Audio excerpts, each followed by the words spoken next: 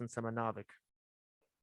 Thanks, everyone. We're going to start with some opening remarks from Coach Locksley, and then we'll take your questions. Coach?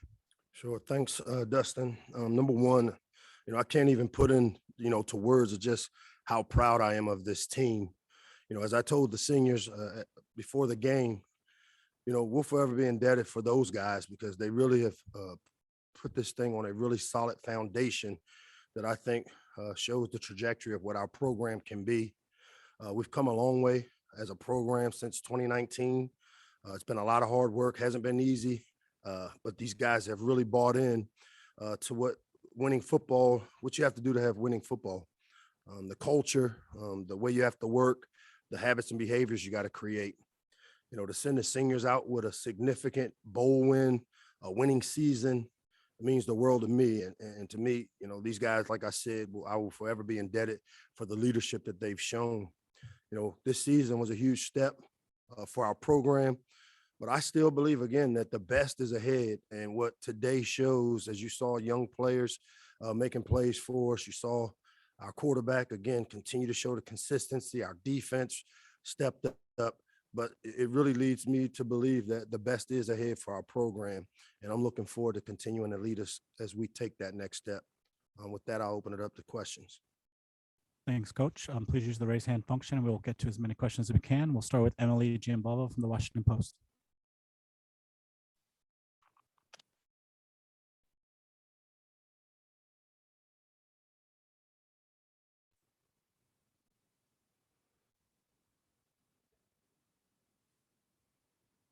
Emily, we can't hear you. Are you unmuted?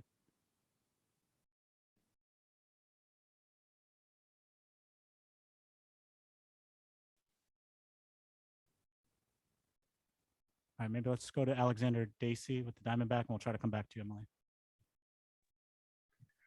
Hey, Coach. Just wanted, you mentioned obviously a great way to send the seniors out. Daryl Jones in particular, had a very strong game and kind of, scoring his first 2 touchdowns of his career. What has his presence meant to this team, and what has his, leadership kind of meant the last few years? And what do you have to say about his big performance today? Well, one, I'm happy he was able to leave here. Every Friday I do bed check, and I always stop in and see Daryl. And we've been waiting a long time for a game like this. And, it's only fitting that he would get it in his last game as a Terp and, to score 2 touchdowns after not scoring for 4 years. And, I think it just shows, again, the resiliency that this senior group has shown. He's kind of a byproduct of a group of guys that maybe have been through a lot, but just have kept their heads down, continued to work. Really happy for Daryl that he was able to finish on such a strong note.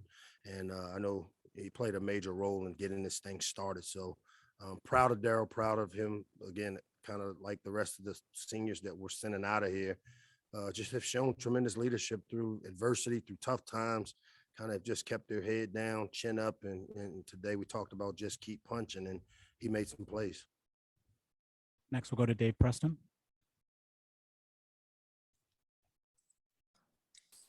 Mike, congratulations on the win. The third quarter, it was a 2-score game coming out of intermission. I think you guys outgained them 187 yards to 8 in that third quarter. What did you feel was from the sidelines? What did you feel start to turn in that third quarter, the play of your team?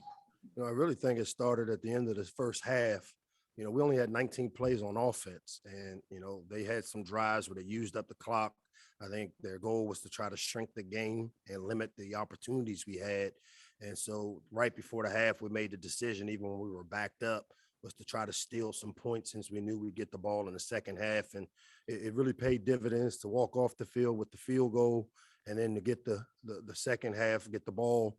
But, again, our team did a great job on offense of just sticking to what we wanted to get done. Our quarterback stayed really consistent with his execution.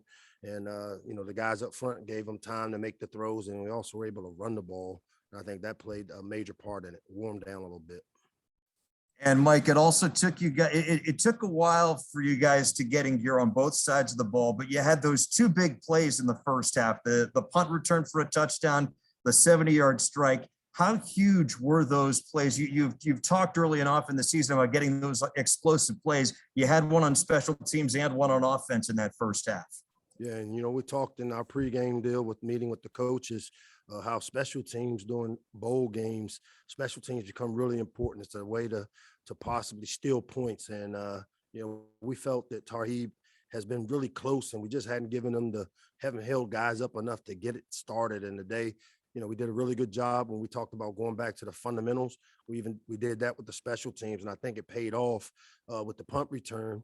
Obviously the winning formula for winning games is pretty simple. It's limit turnovers on offense and generate explosive plays. And then on the defensive side, limit their explosive plays, which I thought we did today. And then also, do a really good job of trying to create some turnovers. And, we scored on defense today. We created a couple turnovers. And, I think that's where you saw us really take the next step. Next, we'll go to Ryan McFadden with the Sun.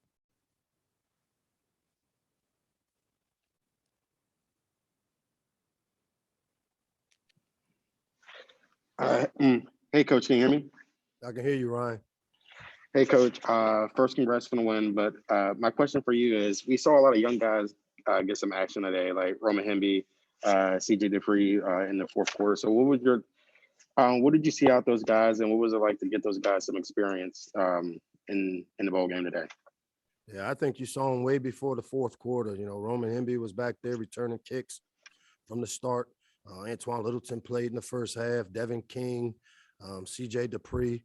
The way we took advantage of these, however many practices, prior to the bowl game, we talked about this wasn't necessarily the finish of the 21 season, but actually the start of the 22 season. And I think what you saw today with Roman and Antoine Littleton and, even Kobe McDonald, who's played a lot for us, the Devin Kings of the world, is that we've got some really talented young players. Our coaches did a really good job with the 15 practices, 14, however many it was, of really developing these guys. And I think it really paid off. And you saw kind of what I talk about when I say our future's bright, that we've got some talented young players. And, it was a great way to start off the 22 season. Next, we'll go to Lauren Roche. Hi, Coach.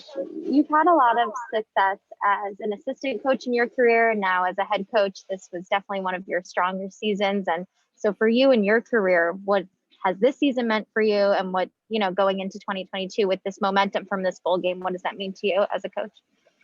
The biggest thing for me is it's about those kids in the locker room. As a coach, whether I have success or whether we fail, it's, these kids really did a great job of keep fighting. It's a lot like what my career's been about, as a head coach, keep my head down, continue to fight, rely on the guys in that locker room. It's really none of our business what people outside the program think about us. But I have a lot of faith, a lot of confidence in myself as a leader, but also in those kids. And this is what we recruit them for to Maryland, to develop them, not just as great football players, but great men. And, at the end of the day, if I'm doing that, I feel pretty confident about the success that we'll have. And again, it's not about me, it's about them. We'll go to Garrett next. Hey, Mike, can you hear me? I can. Just what did you see out of Talia today, and what does a performance like this one do for him going into 2022? Well, I hope it quiets some of the critics and maybe he get a little bit of the respect that I think he deserves as a quarterback. I feel like we've got one of the best quarterbacks in the league, if not the country. As I said before, we wouldn't be in this situation that we're in with the winning season if it wasn't for Talia.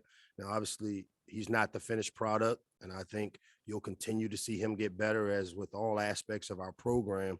But really proud of him and the way he's responded, the way he has a positive impact on others, his teammates, very unselfish. And like I said, hopefully, as I said, this is the start of the 22 season, and maybe we can get him a little bit of respect in terms of being one of the top quarterbacks in the country, which I really feel and believe he is. Jacob Richmond.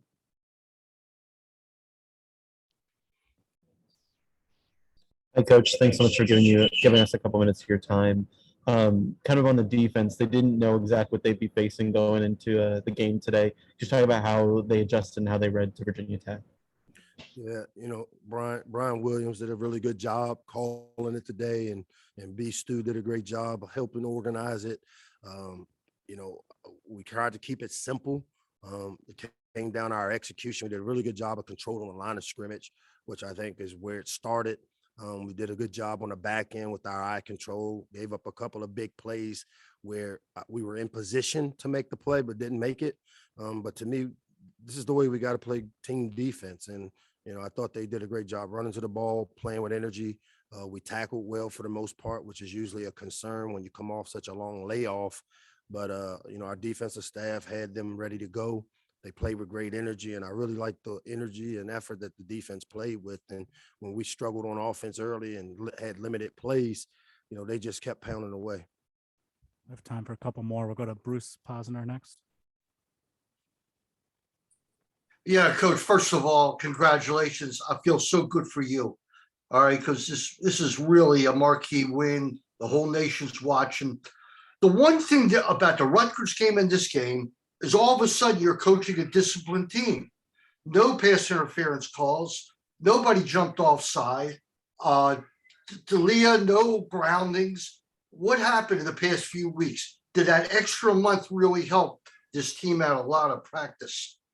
Yeah, I don't think we were that perfect. I think we did have a couple of unforced, non-competitive penalties. But I think what you see is what happens with a young team.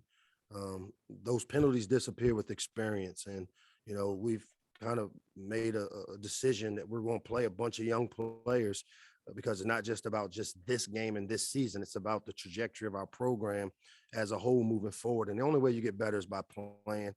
It sucks to sit back and see young players make these type of mistakes. But as I've said before, it's part of the maturation process. And I think what you're starting to see is these guys cleaning up some of that stuff, the extra time. Again, our coaches really did a good job of having these guys ready to play. But wasn't perfect, but definitely was a step in the right direction as far as will we be that disciplined team that we talked about at the beginning of the year. Go to Tyrell next. Hi, Coach. Again, congratulations. I saw that your defense is very dominant throughout the game. Players like Nick Cross and Ruben were all over the field. How were you able to get your defense to focus or stay focused throughout the game, especially during that time where you were only up by 2 scores? Yeah, you know what? We talked all week about just keep punching. Something good happens, keep punching. Something bad happens, keep punching. Our standard is we don't play to the scoreboard. We just play the next play. And, our defense did a really good job of doing that. Even when we didn't have the opportunities on the offensive side, we gave up maybe some yardage on defense, but they kept punching and they got stops. They got off the field. They held them to field goals.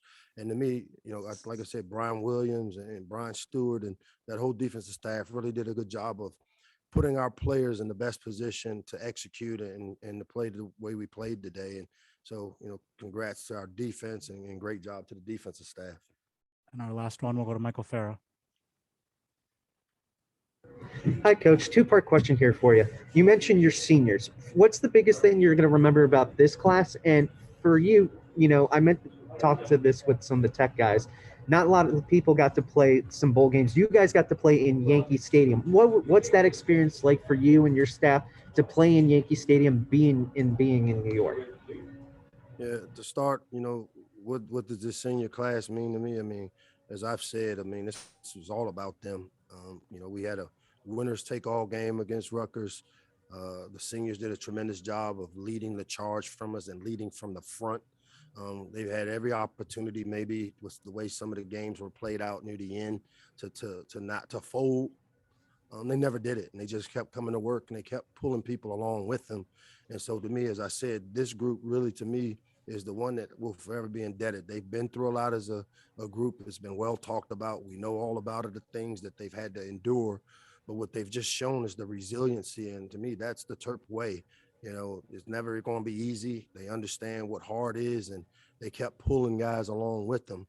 As far as playing in iconic Yankee Stadium, the new Air Pinstripe Bowl, I've been to a lot of bowl games and some big ones, and the way they ran this thing all week long was a first-class bowl event.